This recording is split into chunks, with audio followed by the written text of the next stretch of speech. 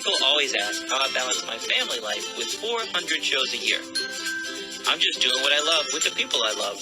It's my magic life.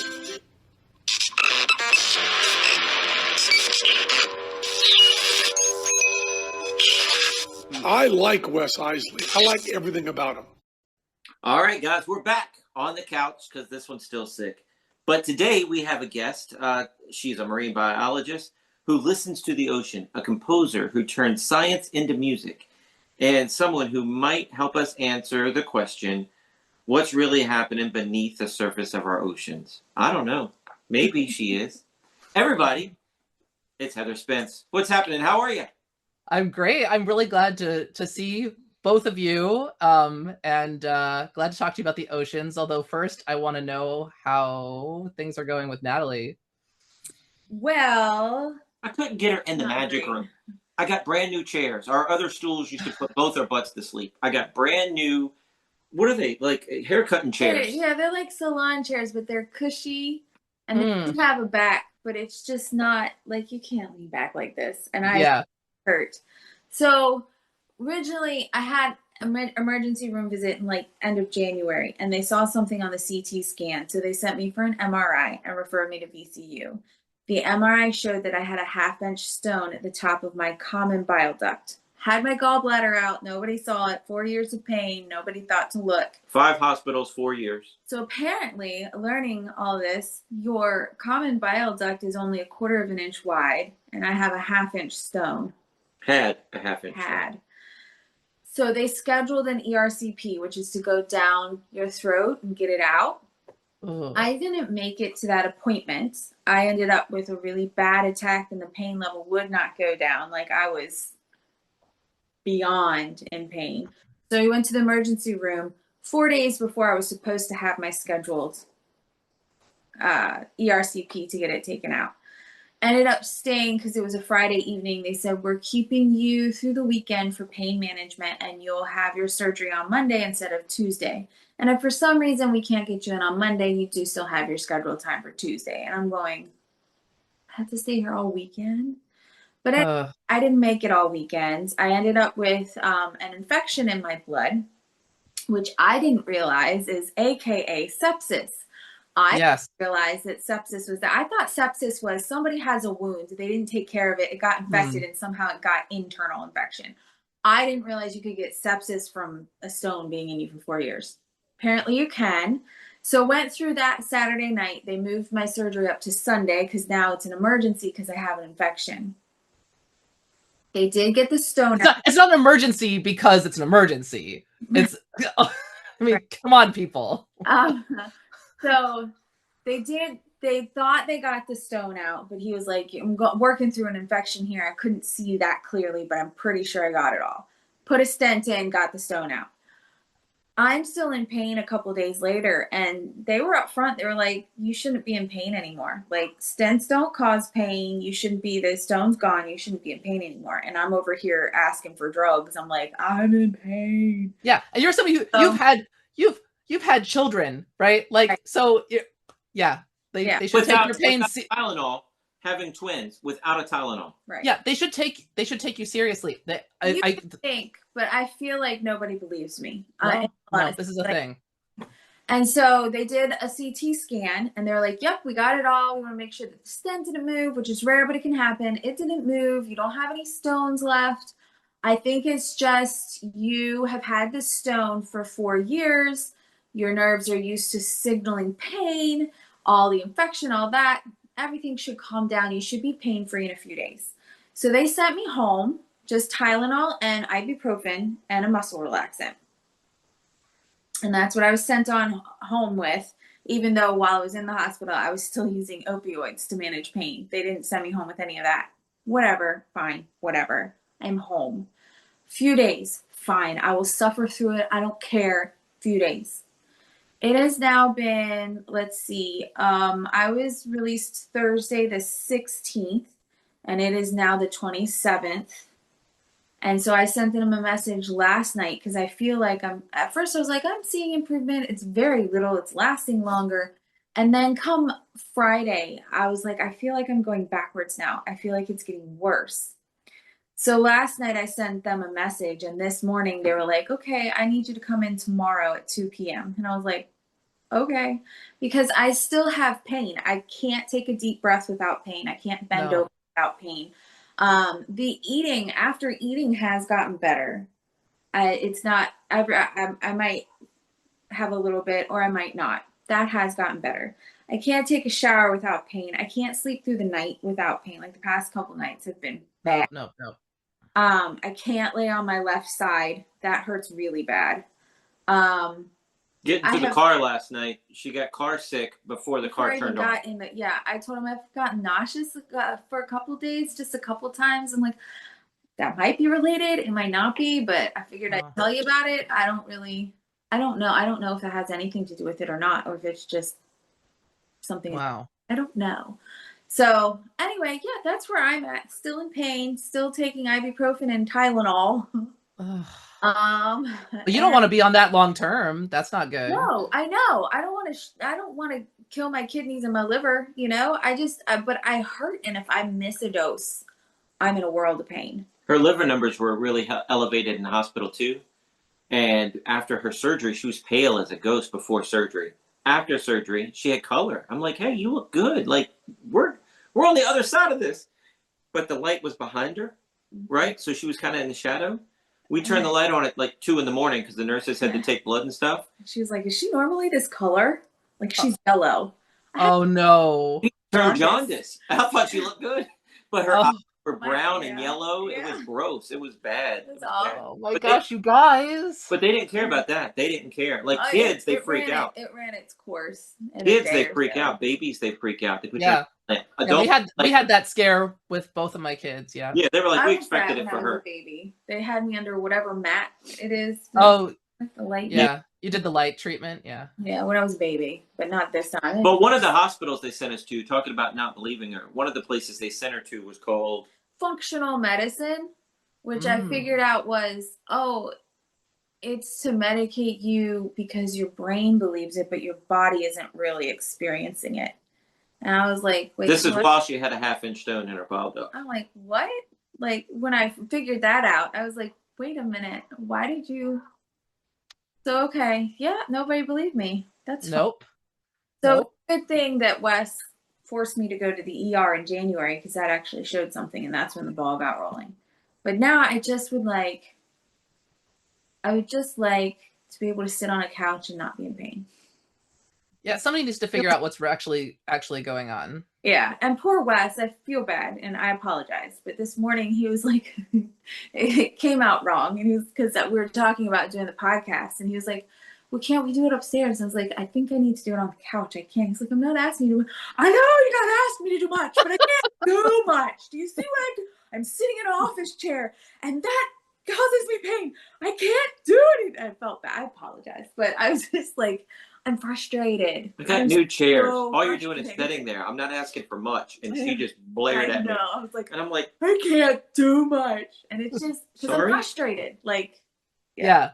No, but that's, I mean, yeah. Yes, Wes, this is hard for you too. But too bad. Like, I had Heather Spence coming on. I have to ask about dolphins and aliens. This is important to me.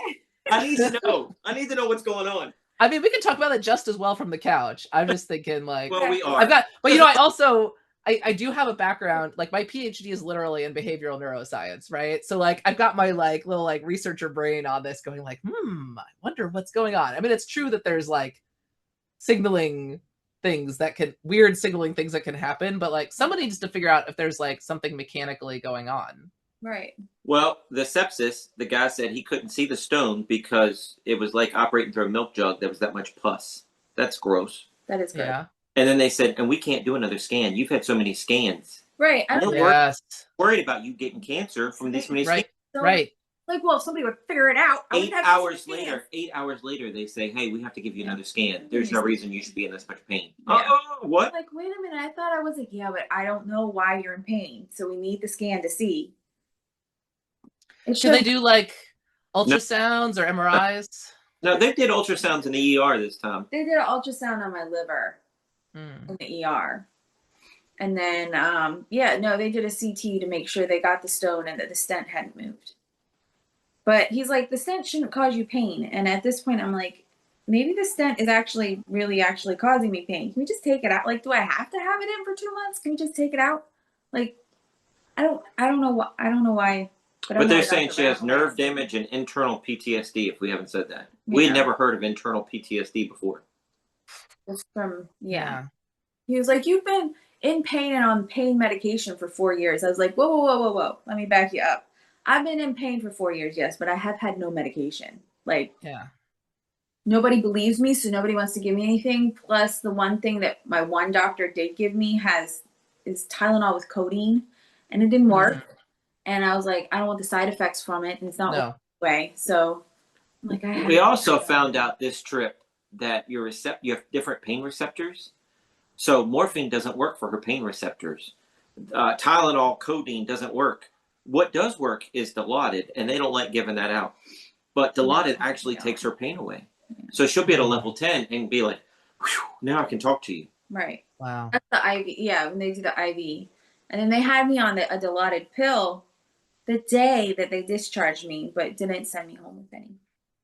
So I was like, okay, all right, whatever. You know what? They said a few days. Fine. I will tough it out for a few days. It'll be cool. It's been a lot more than a few days. Yeah. It's been a week and a half. But we had nothing. We didn't know how to contact these doctors. This was an ER doctor that they sent us to a surgeon that wasn't even the guy. So this isn't. Yeah. Oh. This guy was just thrown I had to send a message to the doctor that was. Oh, that you were going to see. Yeah. I was like, hey, I don't know who to message. You're my only contact on my chart. I have no phone numbers. I don't know. So bleh, here's everything I'm going through. What do I do? Or maybe this is normal. If this is normal, just tell me this is normal, but how much longer is it normal for? Like, I don't help, pretty much. Yeah. So the nurse ended up sending it to that doctor, but also to the doctor that did the actual surgery. So that's who I get to see tomorrow. But I feel like he doesn't either. So I don't know. You're gonna bring Wes with you, right, to back you up? Yes. Yeah. Oh yes, I always. He has to. He's required to come with me right now. Yep. Yeah. I'm just like, you need a patient advocate. Yeah. Yeah. I mean, I was in the hospital I'm like, I am at a level 7. Can I please have pain medication? And they had to message somebody, the doctor, the nurse did, and then the doctor would come back with, well, she shouldn't need it at this point. And I'm like, I don't want drugs, but I freaking need them. Why do I have to fight for this? I'm not, please just help me. Like, it's ridiculous. You're in the hospital in pain and they still don't want to. No, they don't want to deal with it. And I don't understand. I don't get it. Yeah. I'm not asking to go home with an IV set up so I can start injecting myself with Dilaudid. That's the last. I want to go home normal. Yeah. Go home pain-free. I want to be able to enjoy my kids' lives without sitting here and them climbing on me and me saying, careful, mommy hurts. I don't want that. Yeah. But anyway, let's move on. That's 10 minutes of the podcast on you. Can we get to Heather now? Oh, but I'm gonna be pondering this though. It's like a medical puzzle to solve. But yeah, okay, I'll keep pondering. Well, hey, one more thing before we get into your awesome life. How's your dad doing? Yeah. Oh, he's doing pretty good. Yeah, everybody is like reasonably healthy right now. So let's hold on to that. Yay, good. For those that don't know, the listeners that don't know, your dad had a spell at one of our shows once and had to be taken out and went to the hospital, and we were really worried. Anyway, we were very lucky that that's where it happened. So, yeah. Well, good. All right. So what have you been up to? How's things going? Tell me what's going on in your research. Oh, man. A lot of cool stuff going on. So, so we had, let's see, since we last talked, so just a few months ago, we actually did an exhibit of the work that we're doing in the Mexican Caribbean. We had a full installation at Mexico City Art Week. Oh, cool. Yeah, so that was so we actually had the entire building of the offices of the state of Quintana Roo in Mexico City, like right in the center of it all. So it was a huge installation with sculptures and paintings and photographs and drawings, and as an immersive experience, so everybody got headphones, and I did some premiered some new compositions for that event about coral bleaching in Puerto Morelos, Mexico. So yeah, so it was a powerful event, and we're we're still doing the research on coral bleaching and figuring out about coral health in the area and what to do about it. So, talking about Cancun, we talked before we went on the air. So, is Mexico City dangerous? I keep hearing, I want to go visit Mexico City. I want to go check it out. But people tell me gringos don't do good there. Don't go without a tour guide. Don't go. I mean, I think it's always good. Anytime you're going to a major international city, you should probably like have some people that I wouldn't just go like wandering around looking, right. clueless. I mean, that's not good at any city, right? So I think just like traveling smart anywhere you go is probably the thing to do. And I'm sure you have all kinds of connections, right? So like you go there, like Cancun, you've got connections, all these cities you've got connections. So and I'll probably have some Mexican magicians that can meet us there and show us around. We could probably set that. That'd be cool. That's the way we'd have to do it, I think, to feel safe. Yeah. Yeah. But also, it's better to do it that way anyway, right? Yeah, but people are working, and I'm on vacation, but now they're my tour guide. Yeah, we just got to figure it out. So how did that event go? How long was it? How long did it go? So there was about a week there. So we had like sort of like preview. We had a panel event, and we had some press events. And then just people could come cycle through the house. So yeah, so about a week. We got some really good feedback from people about I mean, I think this is the thing that we're really finding is that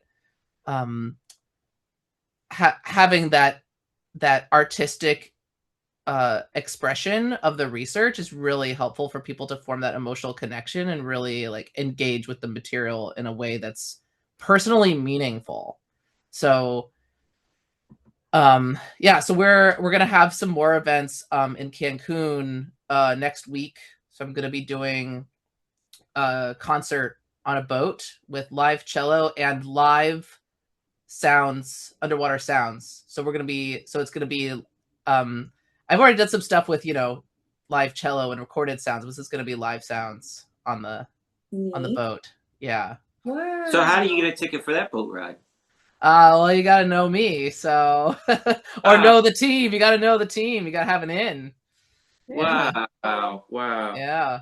So, yeah, but yeah, it's like there's exciting stuff, and we're gonna have some other stuff on land as well. So it's I mean, it's great. It's it's science and art at the same time. Are you putting something like that, or would it even be available? Do something like that on like TikTok Live or YouTube Live, so people can from around the world can tune in? That's interesting. That is interesting. I hadn't really thought about that. Maybe. Okay, I'm not on TikTok, but like I could probably figure out. Well, I'm sure my colleagues like know all about this stuff and YouTube Live and stuff. But yeah, it would be cool to do something. It would be interesting to do something live. I'll talk to them. I'll talk to them about like, could we figure something out? We want to see it. We want to. How big is this boat? It's not going to fit everybody, and everybody needs to be there. It's true. It's true. I mean, we are recording it, so like after the fact, people can see it. But you're right. But there is something about the live experience, right? Right. Because you don't know what's going to happen. You know, it's live. Anything can happen. Once it's recorded, once it's already out. All right. Well, everybody lived. The boat didn't sink. You want to see the boat sink? No, but you want to know there's a possibility that this boat sinks. I think it was a Harry Houdini quote, and I might be wrong, but nobody wants to see somebody die, but boy, they really want to be there if it were to happen. Yeah. Right. It's upside down straight jacket. I don't know, Natalie. I'm not sure how to take this. No, but I'm saying just Wes, I thought you were my friend. Any live event, there's a chance something could go wrong. Your cello could fall over. It doesn't have to be death. Thanks for giving me nightmares now. All the things I had on the things that happened. I'm trying to make it. What else could go wrong? Should I take some notes? Maybe it's more like you want to see the live experience. So if you're out on the ocean and you get a live whale noise, they can experience it with you. That would be cool, right? You might see something jump out of the water. Yeah. Be a little more positive there. And land inside the cello, and then the cello gets Yes. Hey, I'm trying here, all right? I'm going through things right now, all right? My brain's spinning. Golly. I'll try to make it exciting for you. Yeah, well, no, you don't have to do dangerous stuff. Just you know, you never know what's gonna happen. Make it live. Yeah. Yeah. Okay, I'll see what I can do. I really think that would be something special, you know? Like behind the scenes of, you know, Magiclife and things. You know, when we record backstage, I could just put the show out, but people like stepping behind the curtain. They like seeing you set up and waiting for that thing to hit record. Well, but I got to see the bonus, you know? Yeah. Like Okay. that. All right. It's an idea. I'll see if I can make it happen. All right. Well, thank you for it. Send me the links and I'll promote it on my socials and everything too. Please. Okay. Yeah. Okay. Yeah. All right. I'll talk to the team. Perfect. All right. So I talked to you ahead of time because this thing went viral and I'm skipping ahead to it. I want to know about Gerald. Got your notes and everything. I do have notes. Yeah. I think it was Gerald. Tell me about the guy, the Florida man that got kidnapped. She rolled her ass. Sorry. Yes. Oh yeah, this is the news topic now. I got news. He was taken underwater and asked to build an underwater city for the dolphins, and yeah, but he had algae in his lungs from deep waters when they pumped him. So okay, Gerald, the ringleader dolphin, by the way. Okay, all right. So here's the thing. So that news story was fake. And Fun.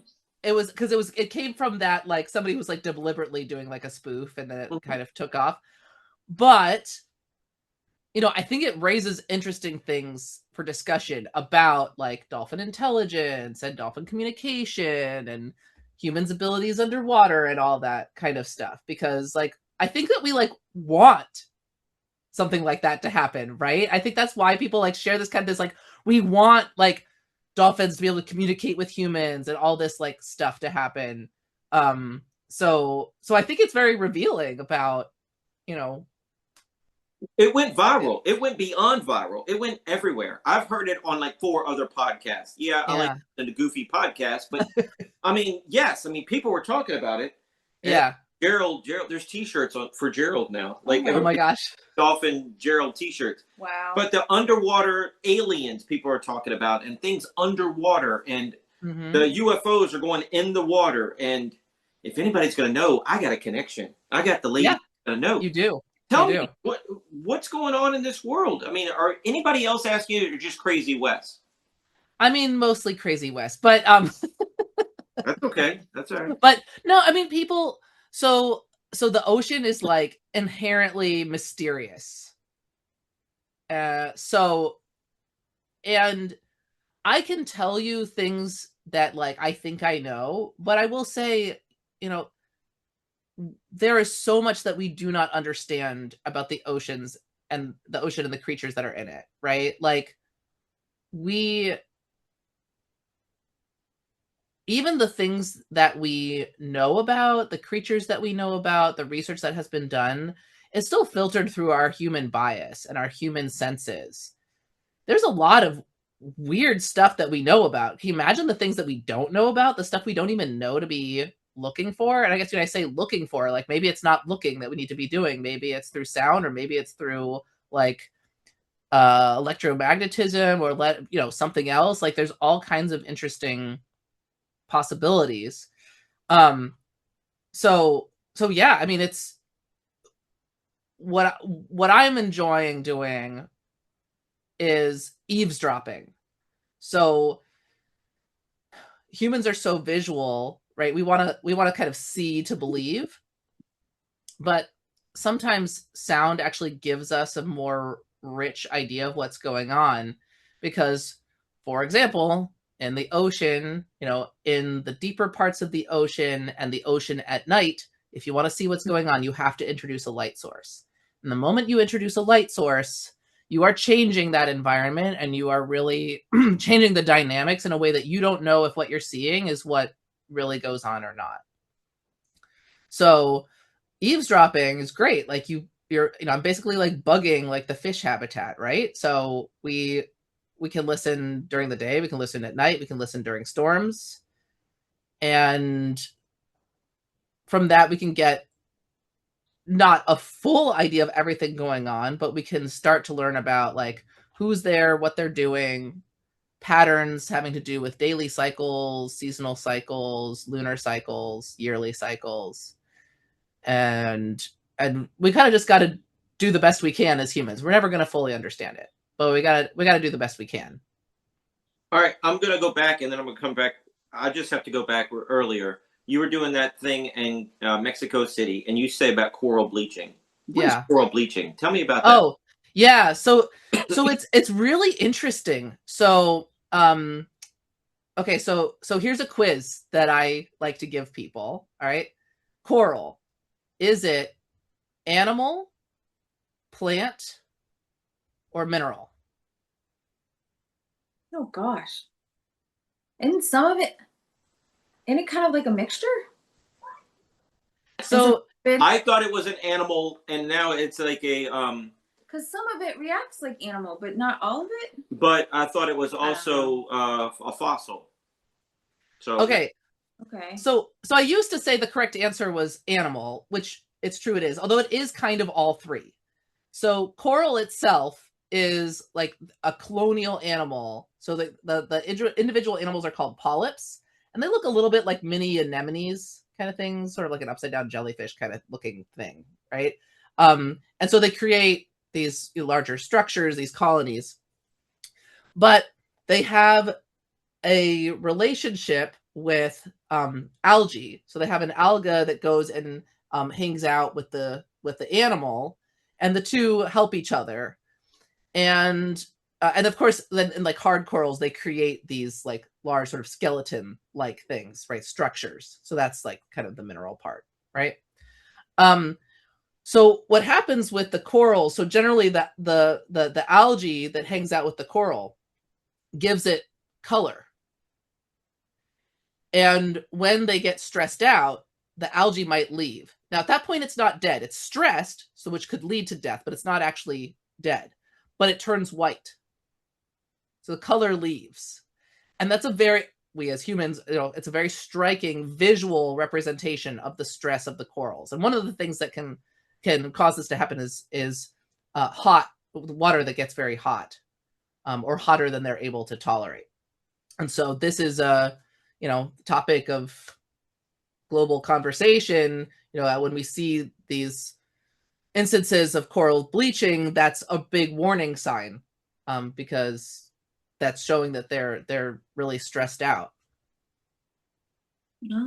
So nobody's going around bleaching the coral for aesthetic underwater scuba diving. This is a stress response. Okay. All right. Yeah. So that's a natural response. So you don't want to pick the coral and take it on land, because that also can make that happen. Like if you were to bring it up on land, and if it's dead, it'll look white too, because that's also going to happen. But yeah, no, the natural response, it can still be alive underwater, but it looks white.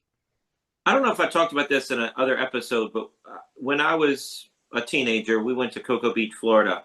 There were signs everywhere: don't get in the water. Coral everywhere: don't get in the water. Teenagers don't read signs. We just see ocean and dive in.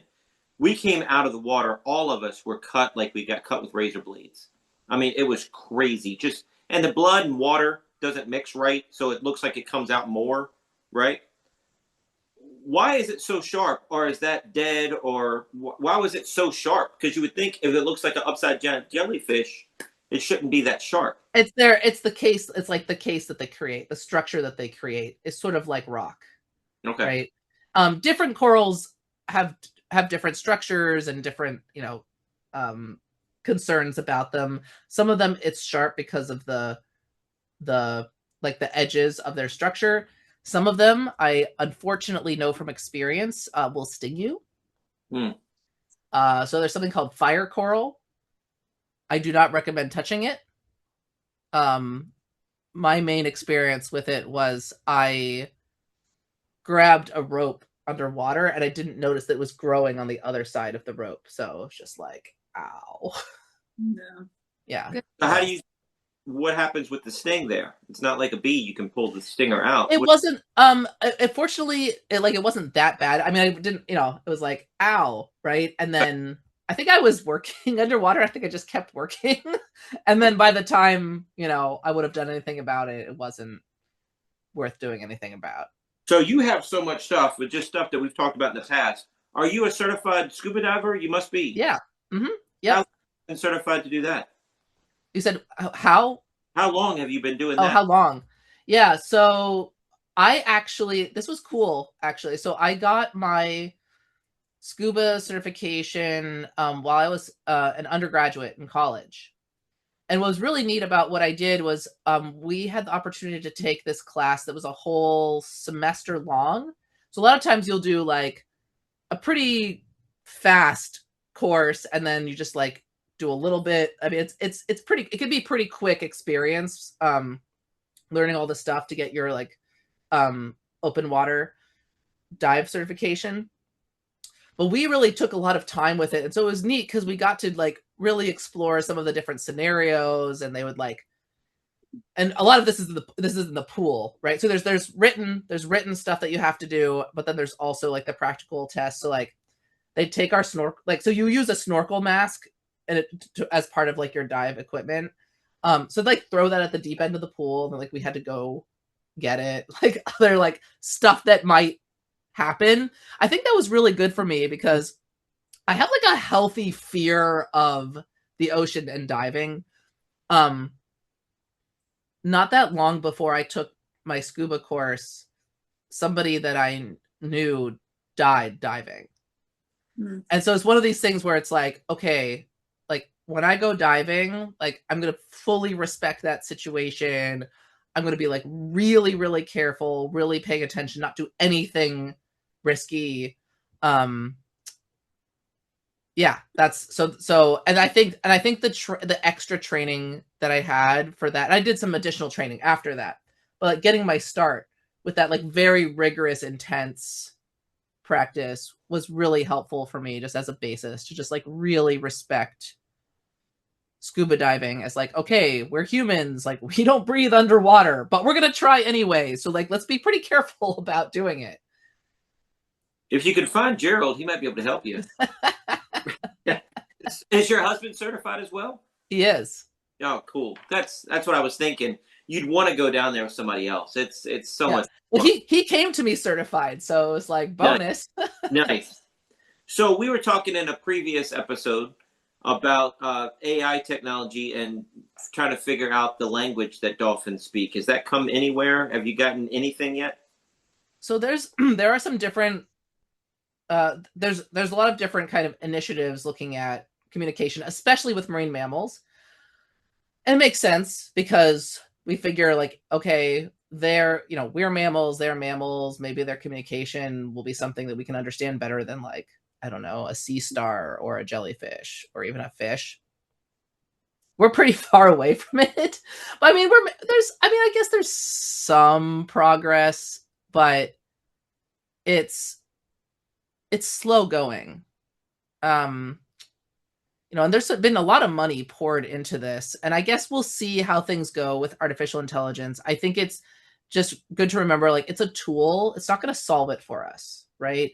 Humans still need to be doing the like figuring out part. But if we want to have it help us with some different like pattern recognition, or what I think it's really useful for is artificial intelligence is interesting because it's not human. So like we should use it for the things, not to like recreate things that humans would do, but to help us to see what we might not have thought of as humans, like get us outside the human bias because it's not human, and then kind of like find some new directions to look in.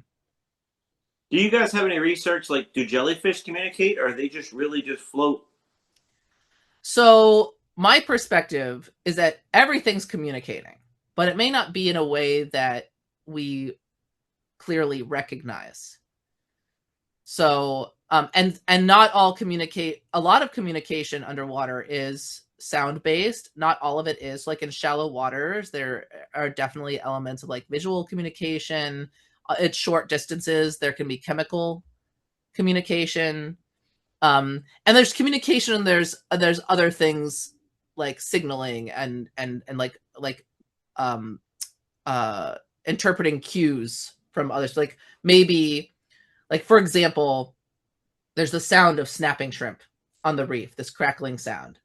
And the shrimp, maybe they're talking to each other, or they're like getting prey, they're making their sounds.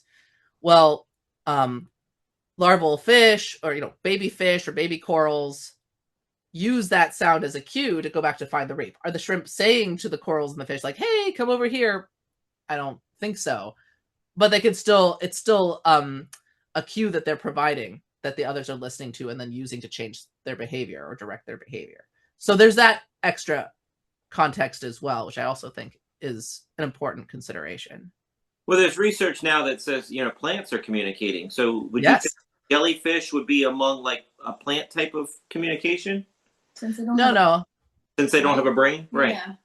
Well, okay, so just because something doesn't have a brain the way that we recognize it doesn't mean that it's not sensing things, having, kind of a nervous system type signaling thing. It's just that they have a different type of body than we do.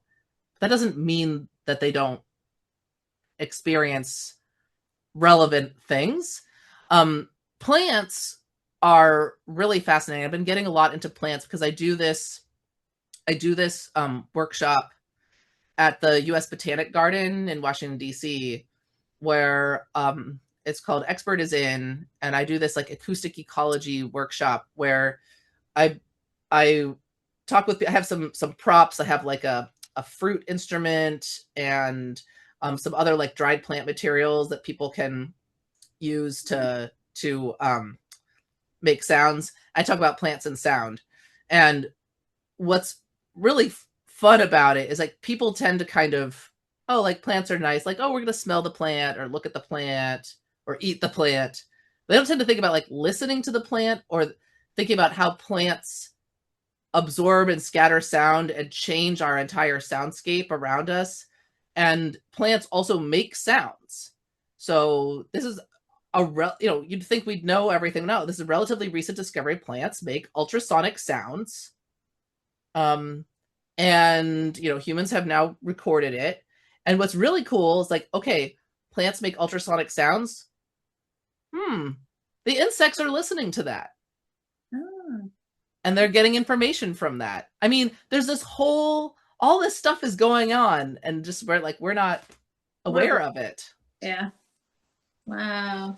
All our plants in the kitchen are screaming, repot me, take better care of me. We don't know what keep the cats away. Our cats are eating our plants. Yeah, you gotta listen to those plants. I guess it's good you can't hear them, or else you wouldn't be able to sleep. It'd be awful. She said we're lucky we kept the kids alive this long. We can't keep a plant alive. I give plants to him because I have a black thumb. I can't keep any. I can't garden. If an apocalypse happens, we got to be real nice to somebody who knows how to garden because I got nothing. So with your research in sound and ocean, I mean, there's got to be somebody that's doing the same research on land. Do you guys cross communicate with them, or is that totally no? You stick to the water. We'll stick here. I mean, I'm getting into it more because of this connection that I have with the Botanic Garden, and I've actually written some plant sound music. But I mostly like reading the research that's coming out about that. People are doing like a lot of like lab research with plants, and they've got some nice like microphones hooked up, to listen to what the plants are doing. But yeah, it's pretty cool stuff. But yeah, you got to be a little bit patient, I think, to work with plants. And they don't do anything. Plant speech. Yes, they do. Oh, look, all you need to do to think about what plants do is like watch a time lapse video of plant movement, right? It's because we're like, oh, it's not moving. It's like, it is just on a different time scale than what you're used to paying attention to. And me, I'm like ADD. Move already. Move. I don't have time to sit there for 12 hours and watch it. Yeah. But they Yeah. towards the sun and all Wes, that. don't quit your day job, all right? Yeah. Hey. Leave the research to someone else. The observational research. I'm Leave doing it to the research. observational Did you researchers. hear about my friend Gerald? I'm doing research. All right. So let's get back to Gerald here real quick. Uh-huh. So underwater aliens and all this stuff, none of that's coming across your desk? You're not even interested at all? Well, I'm interested. I mean, underwater aliens. I mean, one could argue that there are underwater aliens. One could I mean, argue. it depends. It depends on what you mean by alien. Well, okay. But what about the UFOs going in and out of the water and people are seeing that happen? That's not on your guys' radar? Well, so there's a few different things. So there's weird stuff that happens in the ocean that's hard to explain. Just because science has a hard time explaining it doesn't necessarily mean that it's not in some way true, right? It's just there's some stuff that like we just don't know how to study it yet, right? So like I like there's that element of like, yeah, there's some stuff like we just don't know. There's also like probably some weird things going on for research that maybe people see like the research things going on and think, oh, that's weird. Like there's weird like robots and drones and all kinds of stuff. You know, the way that it's called like ocean observation, like the way that we're studying the ocean and like learning about it. There's all kinds of like equipment, human equipment now in the ocean. Like there's gliders and things on the surface and yeah, as I said, like drones and stuff. Like there's all kinds of stuff out there monitoring things like that. Also, you know, that also factors into stuff that people might be seeing. And then, you know, there's military operations, right? So there's all kinds of, I'm sure, very interesting stuff that you would need a high security clearance to know about going on that people might see. So yeah, there's lots of mysterious stuff going on. Probably one of those three would explain it. Yeah, I can see how that Well, works. I do get people asking me, for example, I'll get people asking me, I haven't so much recently, but you know, there was that show about mermaids that was made, like very realistic, right? And so I do sometimes get people asking me like, hey, it was on the History Channel. Yeah. So I do sometimes people get like, hey, like, but mermaids, like, you know, isn't there proof that they, you know, exist? All that. And where I tend to go with that is like, okay, biologically speaking, an actual mermaid, the way we think of mermaid, like half human, half fish, like is very biologically improbable. I mean, fish aren't even mammals. Like, how does that even work? But you know, from a broader perspective, like, yeah, there are things that kind of look like mermaids. Manatees, used to be like thought of, as mermaids, and there are mysterious creatures in the water that we have not discovered yet. So like, if somebody's interest in mermaids gets them excited about studying the ocean and seeing what cool creatures are out there, like, that's fine, right? I mean, I'd like people to be interested in the ocean. I'm not going to sit here and be like, oh yeah, mermaids, totally a thing. But like, what if there's something even cooler than mermaids in the ocean that we haven't discovered yet? I think that's where we go with it. Ariel's not real. So, I can, yeah. No, I can't. But I mean, I've heard stories about, they were on the ship for all this time and they're seeing a manatee and they thought it was a woman, and they want to see a woman out there. I get it. I'm a dude. I'm looking hard. And So I'm Googling. Several bizarre and large unidentified creatures have been filmed from cameras on deep sea oil rigs. Have you seen the footage of those creatures? You remember in the old timey days, and I just don't have my brain right. I'm in survival mode with a sick wife here. But they used to have the creatures that came over and ripped everybody off of the thing, and all these huge sea creatures and all this stuff. Could there be like a Bigfoot of the ocean? Yes, there could be. But yeah, is there anything Like these large. Have you seen the large? There's some weird looking stuff in the ocean, Wes. And some of them are bigger than the ships. There are some huge creatures in the ocean. Yes. Giant squid, blue whales. How Right? big Those are like if we didn't know that those things existed, and I was like, what if there was this like gigantic squid? Like, you know, like you'd be like, nah, that's crazy. Nah, like it's a real thing. So how big is a giant squid? That is not a fact I have at the tip of my fingers. Should we look it up? You got to talk to me like I'm a middle schooler because I don't know this stuff. Well, I don't know how. Okay, let's see. Biggest giant squid.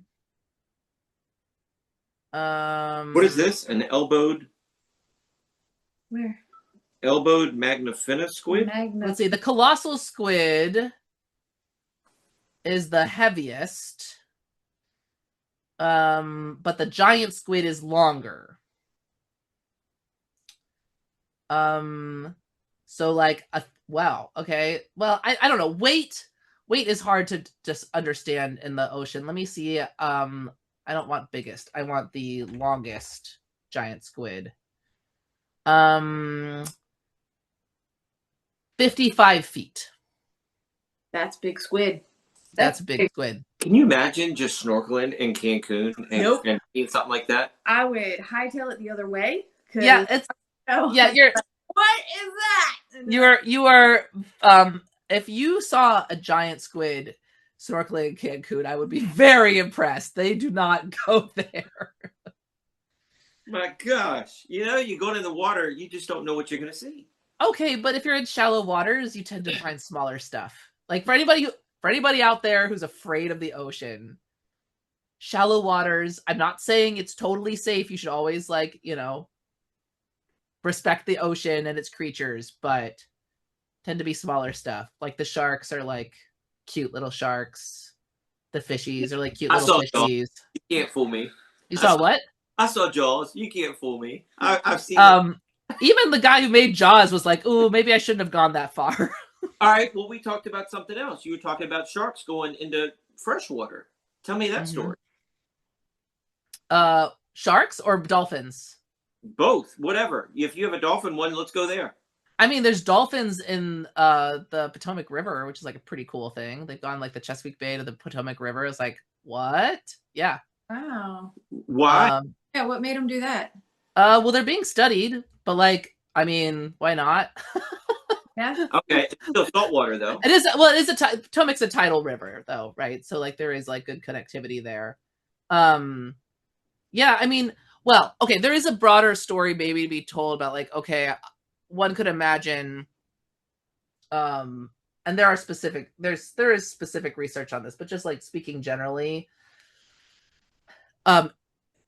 there's a lot of environmental disruption going on, and so that does sometimes lead to animals going outside of where they would normally be, and that is a thing that we see happen sometimes. I mean, sometimes it's like the reason is known, and sometimes we're just guessing, but that can definitely happen. I'm all over the place. Just bear with me. Do dolphins stay closer, like 50 miles to a continental piece of land or a piece of land?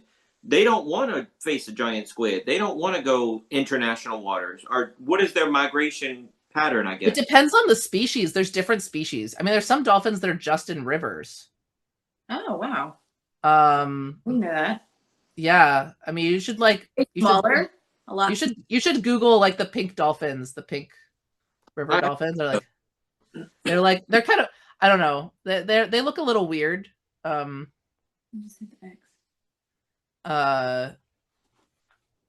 Yeah, but there's different types. There's different sizes and types in different places where they live. So they're not all bottlenose dolphins.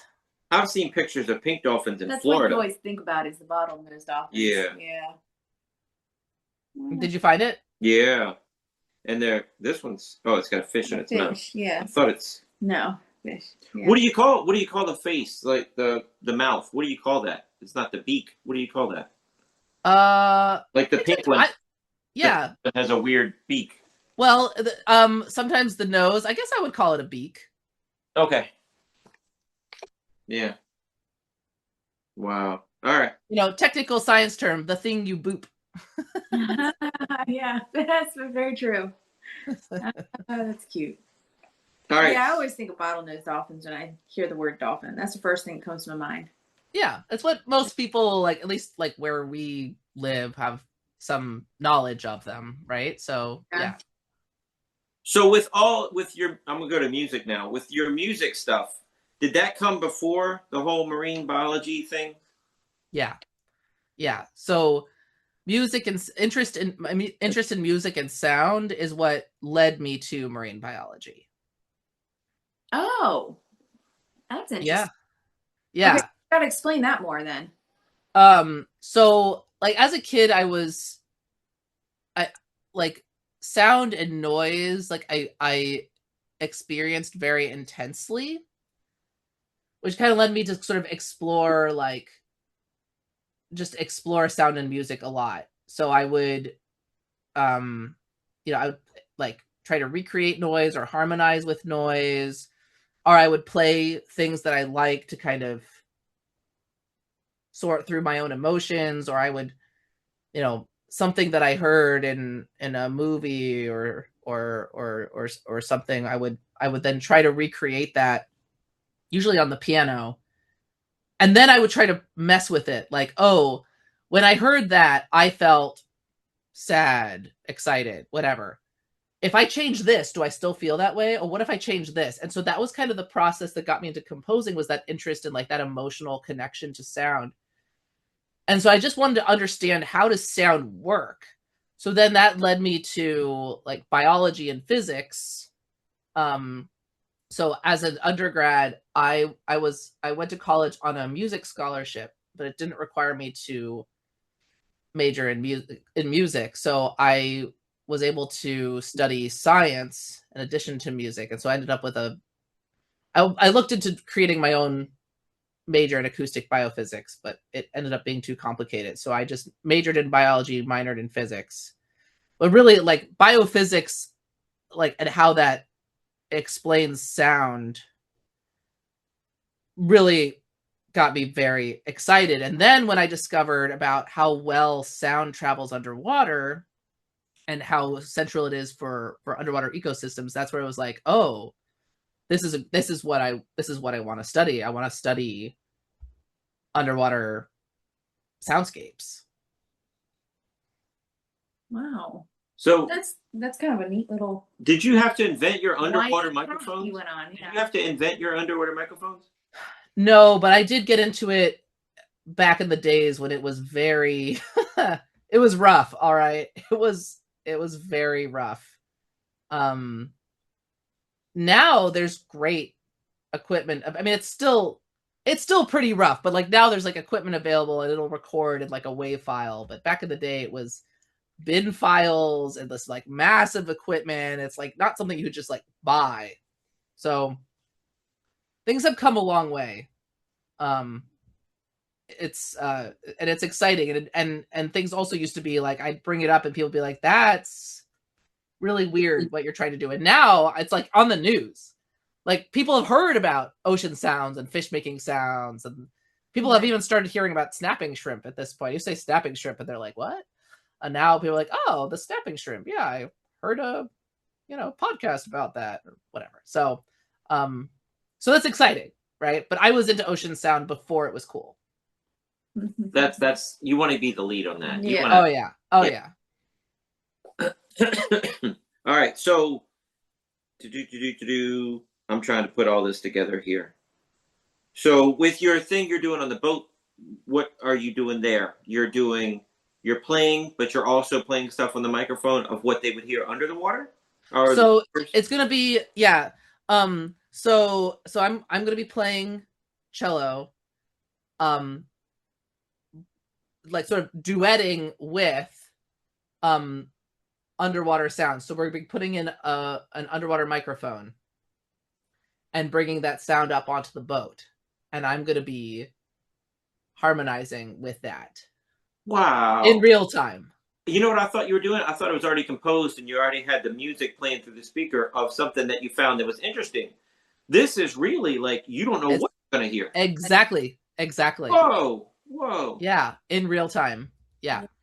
Do your kids have an interest in that ear that you have, like sounds and how it makes them feel? Do your kids have that? I mean, Yeah, I see them experimenting with stuff, and it's cool because they seem to be gravitating towards things like a little bit differently. Like my daughter seems to be a little bit more interested in like stringed instruments, and my son seems to be a little bit more interested in like piano.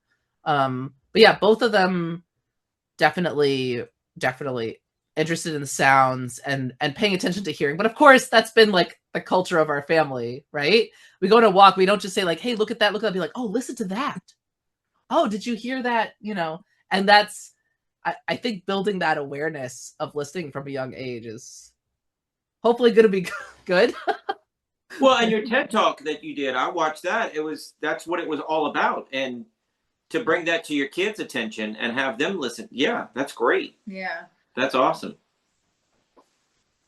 A new way to Yeah. see the world. Yeah, I mean, like that knowledge, that extra knowledge and awareness, it's powerful stuff. Yeah. So, if you had unlimited funds, I mean, where do you Ooh. want to put your microphone? What do you want to pick up? So, unlimited funds. Oh, how many hours do you have? Well, the core area of my research is the Mesoamerican Reef. So what I'd really like is to mic up the whole Mesoamerican Reef in a really nice like spatial design, so they have like really good spatial coverage, continuous recording at every site. That would give us this amazing wealth of information about changes over time, but then we could really be comparing not just across sites, but like, is anything like rippling through, right? Or we could be like tracking migrations, right? Cool. Yeah. So yeah, so like first stage would be like miking that whole thing up, right? And having a whole team of people to do all different types of analysis, including AI like plays a role in this, right? But sometimes it's good also to just like listen and experience the sounds that way. You can't do that with all of the sounds, obviously, but you can do like spot checks of things that are interesting. And then, what would be really great is to make it all of that sound accessible in real time and have some indicators there so that like there are things that get automatically flagged. A person then listens to check it, and then they can directly like in real time inform like the resource managers about what's going on so that we could predict things before they happen. Are there seasons underwater like there are on land? Absolutely. So if you think about the pattern of the tides, for example, that's very much affected by the lunar cycle, right? And so lunar cycle, very important underwater, but also, depending on where you are, right? Water temperatures and the seasonal cycles, that also can happen. So yeah, I mean, it's very tied in, especially where I'm working, in these more coastal areas. Very, very connected to lunar cycle and seasonal. Now, what about when you get into the trenches? I just hear of the trench, the lowest part. Yeah. Is that affected? So yes, I think it's less understood. Because well, we know less about the deep ocean. But we know that the deep ocean is connected to shallower oceans, right? So it makes sense that there's also cycling happening there, but there's also like internal cycling of stuff that happens. So like, there might be a whole lot of influence if, for like, let's say a whale dies and then is like resting on the seafloor. Like that creates a whole cycle, like as that whale like decomposes and the animals that are attracted to it and all of that process, that's a cycle that might really affect the surroundings of that area. So if you were to mic up a whole area, isn't that the same thing we talked about earlier as turning a light on at nighttime in the water? Isn't that affecting them by putting the mics in there? No. The impact is very minimal, because you're basically, what we're doing is putting either concrete or metal structure on the floor, a sea floor, and we're putting a microphone. So we're not putting something that's broadcasting a signal, right? We're not putting sonar. It's just passive. It's just listening. So yes, there's an extra little structure there, very small. Yes, it is electronic equipment. So you could argue like there's like a little bit of EMF from that, like very minimal, right? We're talking about areas where boats are passing through all the time, right? Like this is very, very minimal. It's not broadcasting anything. So no, like it's not going to be like a light, because it's passive technology. It's just listening. And is there wires running all through the floor as well? No. Okay. Battery powered.